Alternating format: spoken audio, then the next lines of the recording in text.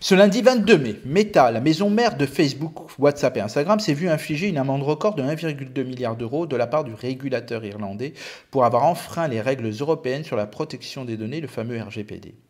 Elle a transféré en effet des tonnes de données personnelles d'utilisateurs européens de Facebook sans les protéger suffisamment des pratiques de surveillance des données de Washington. Il s'agit de la plus grosse amende infligée à une entreprise et devrait constituer un véritable tournant pour toutes les sociétés qui abusent de l'usage de nos données.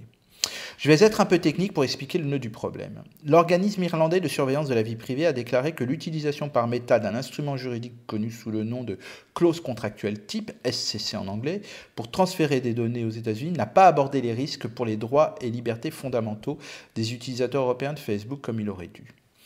Faute d'accord UE-États-Unis, Meta ainsi que d'autres sociétés internationales ont continué à s'appuyer sur un flou juridique. L'UE et les États-Unis sont en train de finaliser un accord sur les flux qui pourrait intervenir dès juillet. Meta aura jusqu'au 12 octobre pour cesser de compter sur ses SCC et se mettre ainsi en conformité. Meta avait précédemment averti que s'il était contraint d'arrêter d'utiliser les SCC sans un accord de flux de données alternatif, il pourrait fermer tout simplement Facebook, WhatsApp et Instagram en Europe. Rien que ça. Meta a également jusqu'au 12 novembre pour supprimer ou renvoyer dans l'Union européenne les données personnelles des utilisateurs européens de Facebook transférées et stockées aux États-Unis depuis 2020, ce qui sont totalement illusoires de la part de la société de Menlo Park. Cette décision est imparfaite, injustifiée et crée un dangereux précédent pour les innombrables autres entreprises qui transfèrent les données entre l'UE et les États-Unis, ont déclaré conjointement lundi le président des affaires mondiales de Meta, Nick Clegg, et la directrice juridique Jennifer Newstead. Clegg et Newstead ont déclaré que la société ferait appel de la décision et demanderait un sursis auprès des tribunaux pour suspendre les délais de mise en œuvre.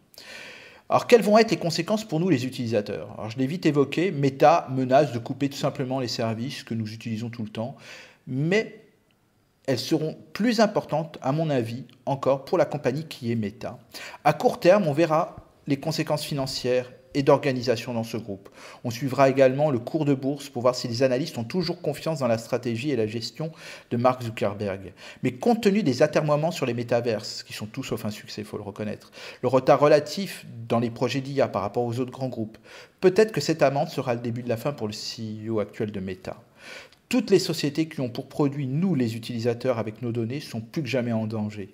Cette amende record est sûrement le signal définitif que les choses vont bel et bien changer. Et ça, c'est la meilleure des nouvelles. Pour nous tous, à la semaine prochaine.